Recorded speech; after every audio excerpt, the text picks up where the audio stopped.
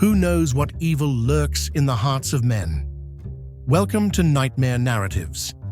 For decades, this chilling question sent shivers down the spines of radio listeners. And only one man knew the answer: a master of illusion, a figure cloaked in darkness, a voice that haunted the minds of criminals. He was more than a man. He was the Shadow.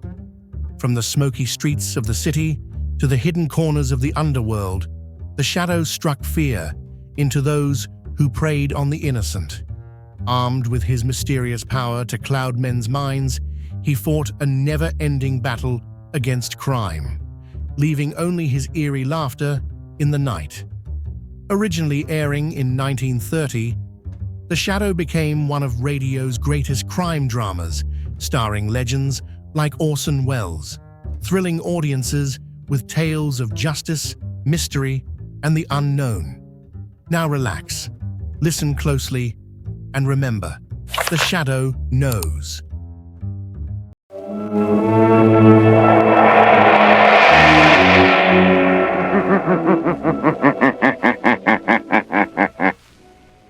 The Shadow knows.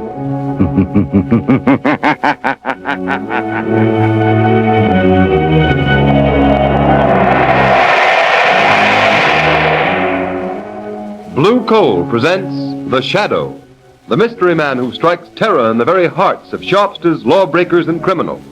Today, Cold Death. Ladies and gentlemen, an event of unusual interest will be broadcast from this studio at the end of the program. Be sure to listen.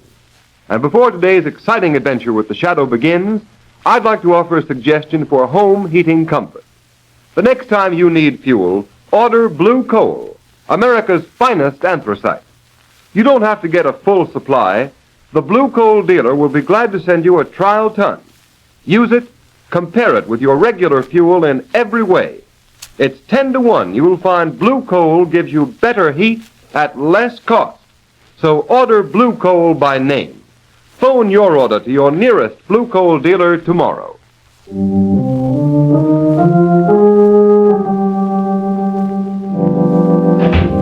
Hello, Mr. Carver. Well, what do you want, Dawson? Why, job at Carverville, tending to business. Fine mess you've made of things. Oh, so you've seen the story in the paper about conditions up in the village? Yes, you brainless fool. Don't you know you can't keep things quiet by manhandling a reporter? Now, wait a minute, boss. I can explain that. We had to rough that reporter up. He was taking pictures. I don't want any excuses. I pay you to manage my mill. If there's any more publicity about living conditions up there, you'll find yourself out of a job. Now get out. Don't bother me with details. Get out. Okay, Mr. Carver, I won't bother you with details. But if anybody else comes up to Carverville snooping around and asking questions, we'll make them wish they never heard of the place.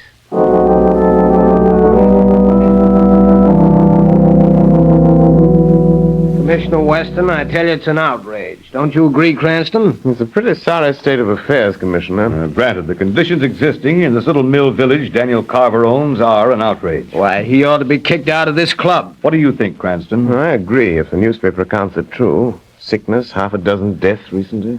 The authorities ought to be able to do something about a man like Carver. Apparently not. He owns Carverville, lock, stock, and barrel. Speak of the devil, here's Carver now. Yeah, good evening, gentlemen. I gather you're discussing me and the maliciously distorted story about Carverville that appeared in the papers? As a matter of fact, we were, Mr. Carver. Won't you sit down and give us your side of the story? There's nothing to discuss. There isn't one word of truth in that reporter's story. The people in Carverville are perfectly satisfied. They don't complain. Perhaps they don't dare. They have no reason to complain, Cranston. I give them work in my mill, provide them with homes. Homes? Why, they make the worst city slums look like Park Avenue. Carverville is my affair. Well, maybe so, but this club may have something to say about your membership, Daniel Carver. This club, a bunch of mawkish busybodies. What do I care? Vote me out. No one ever speaks to me here anyway. Go ahead, vote me out. Vote me out, go ahead. Must be some justice, some law. Oh, he's within the law. But now here's a case for an amateur criminologist like yourself, Cranston. Yes, there must be some way of helping those poor devils up in Carverville. Some way of dealing with a man like Carver.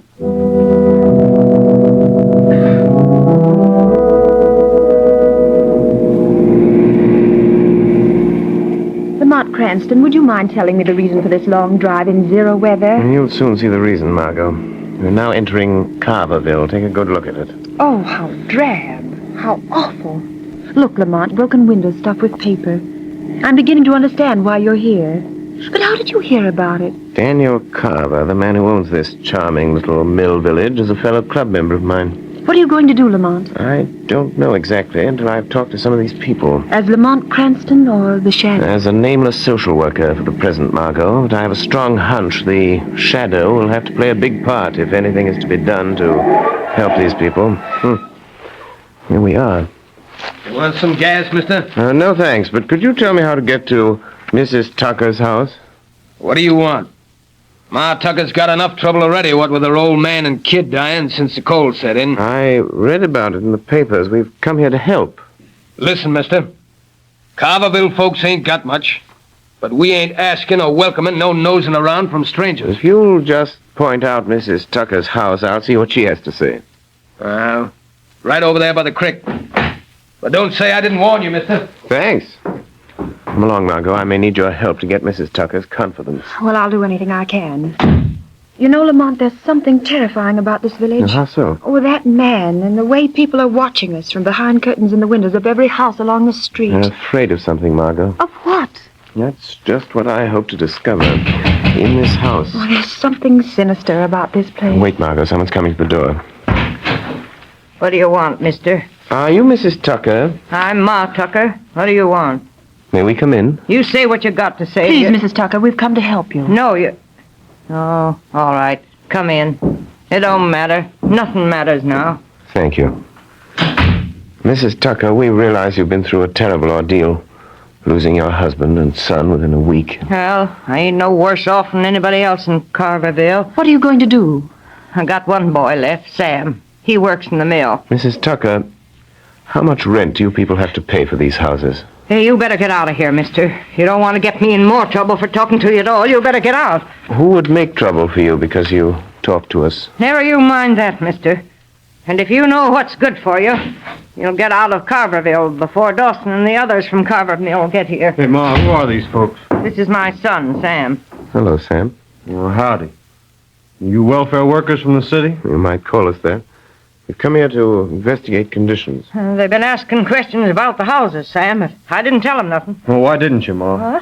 I'm sick of all this fear old man Carver and his spies. We kept quiet for years, and what's it got us? What did they get Pa and young Jim? We slave in the mills, and they rob us at Carver's store, and we live in these pigsties that Carver calls houses, and when we're old and sick, he lets us die off like a lot of mangy dogs. Shut up, Sam. Don't talk like that. Somebody'll hear. Well, let him hear. It's time somebody heard the truth. Can't you do something, mister?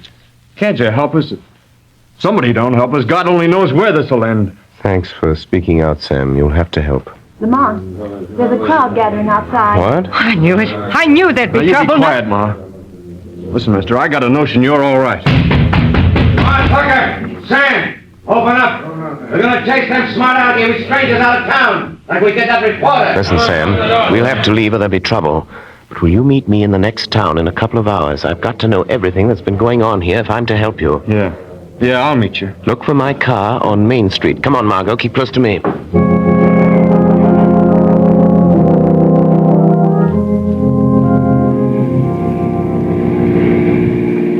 Lamont, I hope no one saw Sam Tucker meet us down this road as you asked him to. I hope not, Margot. What are you going to do now that he's told you the tragic story of Carverville? Going back to Carverville. Right now, tonight? Yes, first to call on old man Carver. I thought he was in the city. He evidently heard that more strangers were in Carverville this afternoon asking questions. Oh, what a beast Carver must be, Lamont.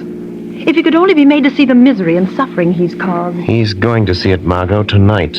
Lamont, there's Carverville. Oh, not that I'm afraid, We're but... stopping. That's Carver's house right ahead there. Yes, I see a light downstairs, Lamont. What are you going to do? Margot, do you remember Scrooge in Dickens' Christmas Carol? Yes, and Carver is worse than Scrooge ever thought of being. Tonight, Daniel Carver is going to feel more remorse than Ebenezer Scrooge ever did. He deserves it. I'll wait in the car, Lamont. It's bitter cold. Well, if those poor people down there in those flimsy houses can stand it, I can. I'll wait here. But how are you going to make Carver visit those poor people? Margot, tonight Daniel Carver is going on a sightseeing tour. Personally conducted. by the shadow.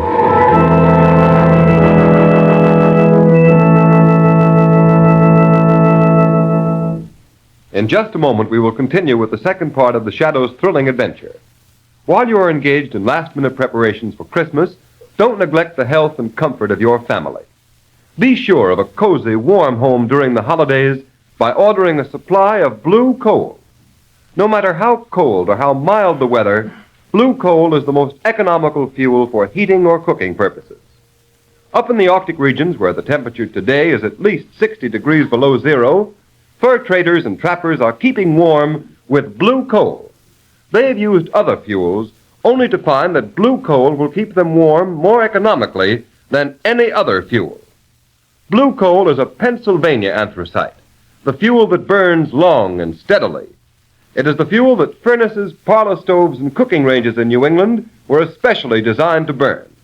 And the finest Pennsylvania anthracite is blue coal, mined by the Glen Alden Coal Company, employing American labor, and it is transported by American railroads. Every carload is laboratory tested for purity and uniform size before shipment. Blue coal comes in all domestic sizes: egg, stove, chestnut, and pea size. For economy's sake and for greatest comfort in cold weather, insist on blue coal. Phone your nearest blue coal dealer. You'll find his name listed in the Where to Buy It section of your classified telephone directory under the name Blue Coal.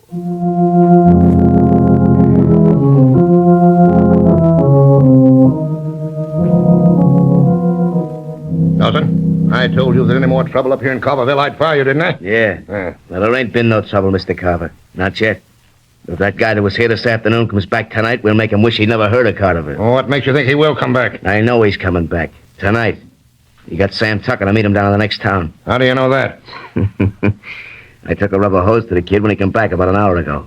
He wouldn't talk. We got enough out of him to know that social worker is up to something.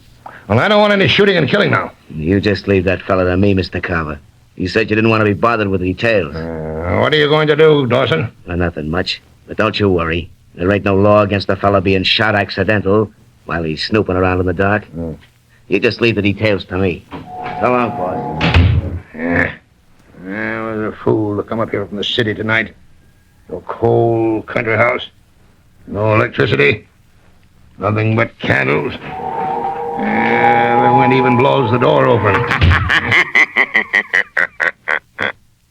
What was that? Who blew out that candle? The wind. The wind blew out the candle. Are you afraid of the dark, Daniel Carver? Who are you? What do you want? I have no money here. I don't want your money. I have come for you. Who are you? I've been called fear, conscience, remorse.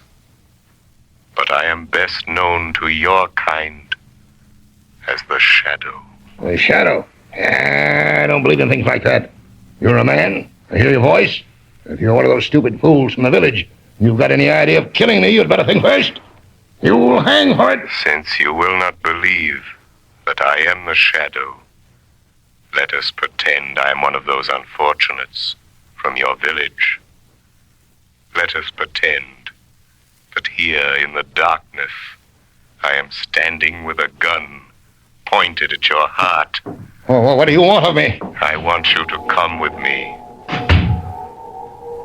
Come with me.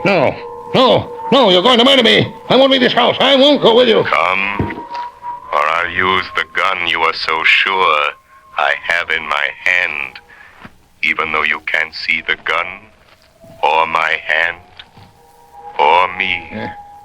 All right, I'll come. I'll do anything, only don't shoot. If it's money you want, I'll get it for you. Get in your car. First, let me get an overcoat. It's bitter cold. No. It's time you learned what it feels like to be cold. Where are we going? Drive down to that squalid sink of misery that bears your name. To Carverville. Don't cry out. Don't try to escape me. For I'm right behind you. In the back seat of the car. What do you want me to do in the village? Stop at that little bridge. Be careful, Carver. I can read your thoughts. You're thinking you'll cry out, attract attention, and get away from me. But you'll never get away unless you do exactly as I tell you for the next few minutes. What are you going to make me do? You will go where I tell you. And listen.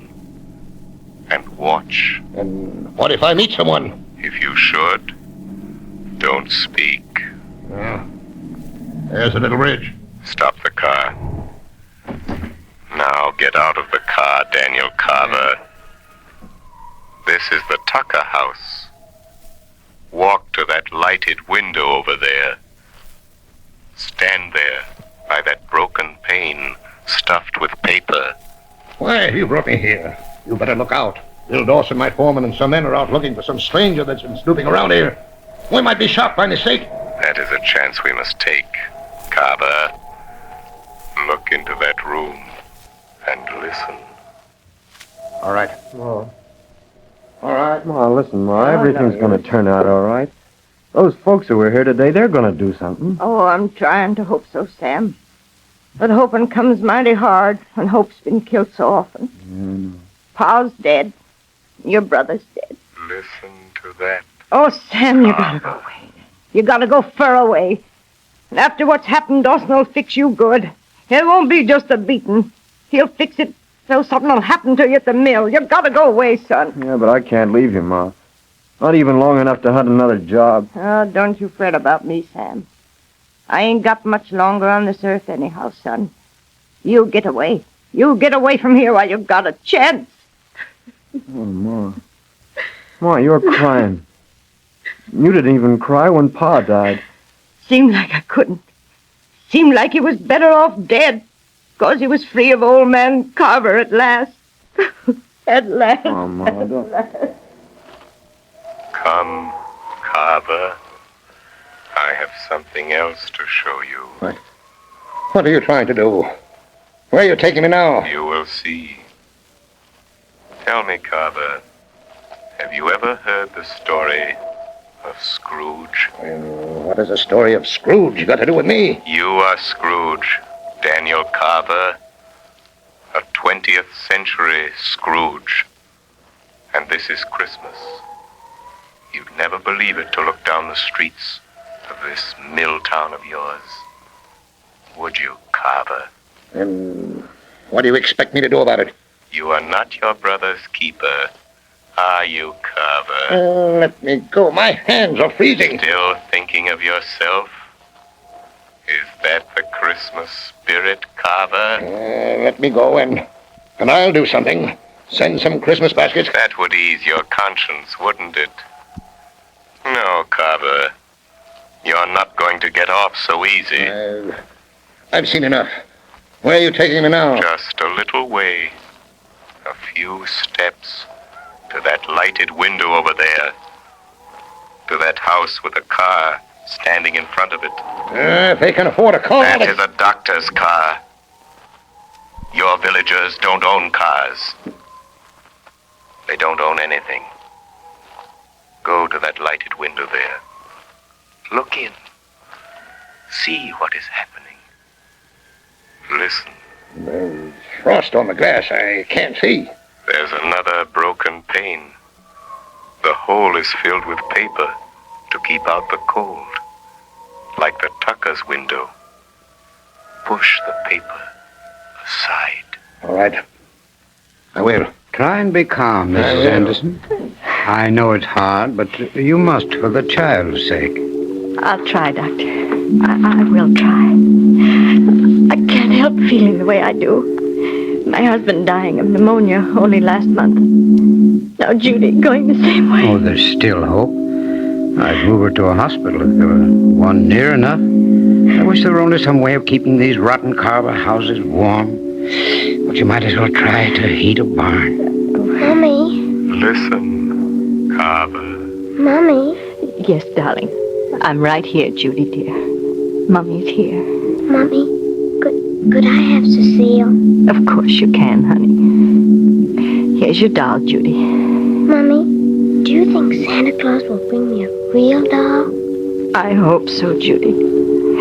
I'll ask him. Come, Mrs. Anderson. She may sleep now. We'll try to keep the room warm. That's all we can do now. That and hope. Hope for the best.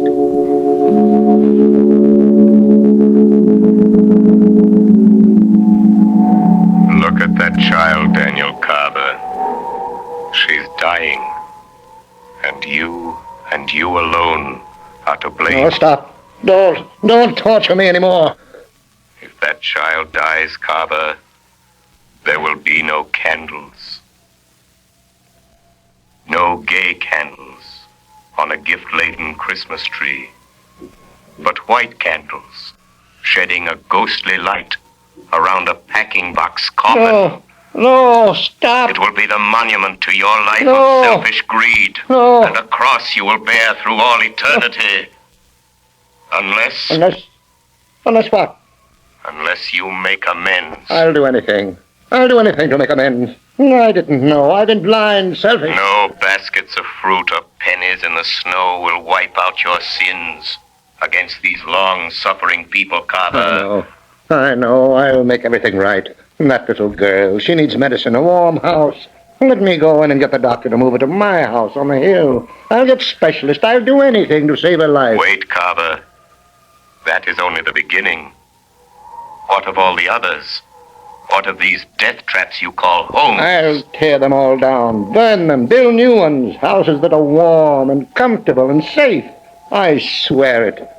But tell me, who are you? How are you everything for showing me what I've been doing to these people who depend on me? I told you once before, I am the shadow. But you are a man.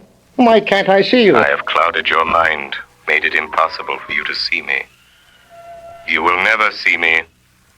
Never hear my voice again, Daniel Carver. If you keep your word. I will keep my word.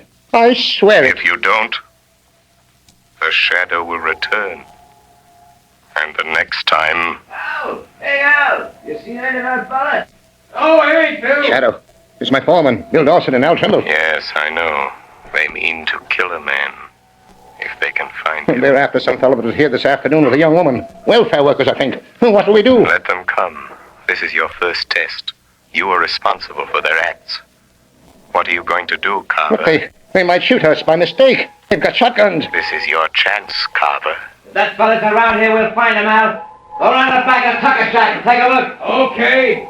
I'm just itching to draw a bead on that nosy city fella. Now's your chance to deal with Dawson. What are you going to do, Carver? I'll show you. Just watch me. Don't shoot. Dawson! Dawson, don't shoot! It's me, Carver. Carver. Hey, what are you doing here? You come within an ace of blowing your head off. I've come here to see what I've been doing to these people by giving you a free hand. You said you didn't want to be bothered. I know. I'm to blame. I've been blind. But that's all finished now. I'm going to make this village all over, build new homes, make up for all the misery I've caused these people. You're getting kind of soft, ain't you, Carver? You won't think so when I tell you that you are through, fired, you and Al Trimble and all your kind. Listen here, you mealy-mouthed old skinflint. You can't fire me. I've done your dirty work too long. You get out of Carverville, you're through, Dawson. Yeah? That's what you think. You or nobody else is firing me. Put down that shotgun, Dawson. You'll hang for this. The devil I will. It'll be an accident. An accident like what's going to happen to that city. Dawson, don't you pull that trigger, you fool! Say your prayers, you rat. Ah! You missed! No, something knocked the gun up in the air. You didn't, Carver. You couldn't. Something just about knocked the gun out of my hand. You are quite right, Bill Dawson. I saved you from committing a cold-blooded murder. What was that? Who said that? The shadow, Dawson. Shadow? A ghost? Call me what you like, but I am here, helping Daniel Carver, helping the people of this village. Bill!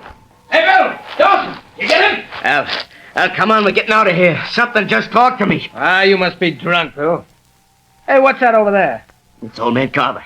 But it wasn't him. It knocked my gun right out of my hand. Come on, I tell you, this place is haunted. Ah, there ain't no such thing. Yeah. Listen to that. Where is it? Come on, tell me, where's it coming from? Who's that laughing? It ain't Carver. Yeah, it did sound kind of like a ghost. And I don't see nothing. Go. Go quickly, both of you. Get out of Carverville and don't come back. Come on, Al, you fool. Let's get out of here. Hey, Bill, wait! Wait, don't leave me here alone with that thing. Wait! Shadow, are you still here? Yes, Daniel Carver. Oh, thank you, whatever you are. Thank you for saving my life. I saved you because you have much work to do. If there was only some way of repaying you for making me see the truth, you should have credit for all this. Just bring happiness to the people of this village, Daniel Carver. That will be your repayment, in full, to the shadow. I'll do it. Look, Carver, the people of the village are getting up enough nerve to come out of their houses. I'll call them all together right now. I'll tell them what I'm going to do. I'll make this the happiest Christmas season they've ever had. Yes, I believe you will, Daniel Carver. Hey, what happened in here? Who's that? Yeah, who's been shooting? Anybody hurt? Hey, golly, it's Mr. Carver. What's he doing here? What do you want, Mr. Carver? Are you hurt, Wait a Mr. moment. Carver? Wait a moment, all of you.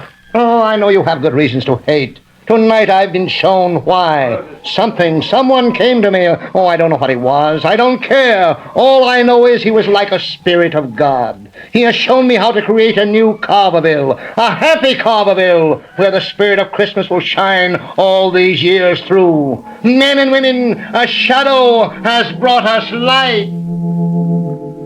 This, Carver, this is the peace on earth, goodwill toward men.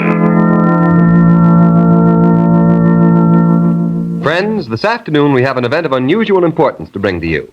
The Shadow program is to be honored with one of radio's most coveted awards, which heretofore has been captured by other outstanding programs such as Jack Benny, Fred Allen, and The March of Time, the Pilot Radio Award. Mr. Harry A. Smith, president of Blue Coal, will accept this award from Mr. Sylvester Thompson, vice president of the Pilot Radio Corporation, who will make the official presentation. Ladies and gentlemen, Mr. Thompson. Thank you, Mr. Roberts. During the past year, the Pilot Radio Award Society has been making periodic awards to various programs on the air which represent the highest achievements in their particular fields of entertainment. And so it's only natural that your program, The Shadow, should have come to our attention. For we can easily understand the reason why The Shadow has held its high place in popular favor for so many years. It brings all the thrill and flavor of mystery drama to radio audiences. In addition, the committee commends you very highly upon bringing some of the finest actors of the American stage into the homes of so many radio listeners. Recognizing your noteworthy contribution to fine radio entertainment, I take pleasure in presenting to you, Mr. Smith, the Pilot Radio Award of Merit, and I am certain that The Shadow will continue to delight radio audiences for many years to come. Thank you very much, Mr. Thompson. On behalf of the Glen Alden Coal Company and the D.L.W. Coal Company, producers and sellers of blue coal, it gives me great pleasure to accept this award. We greatly appreciate this recognition of our efforts to entertain the radio public. We realize, however, that the credit is due to those who prepared, directed, and presented The Shadow. The Blue Coal Dealers of America join me in expressing their appreciation to our very able artists who have presented this entertainment, and our thanks to you for this recognition of their efforts. I assure you that they will endeavor to keep their future presentations of the same high quality that we endeavor to maintain in every ton of blue coal.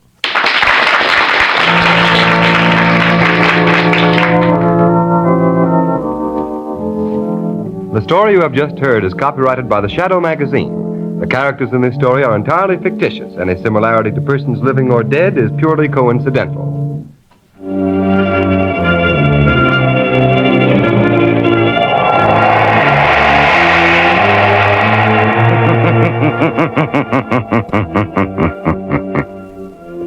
The weed of crime bears bitter fruit.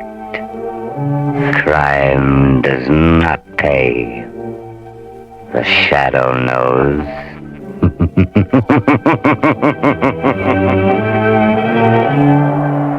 Next week, same time, same station, Blue Coal, America's famous anthracite, will again present another thrilling adventure of the shadow. Be sure to listen, and be sure to burn Blue Coal, the solid fuel for solid comfort. I'd love to know where you're listening from. Feel free to leave a comment. And if you're enjoying this, a like would mean a lot.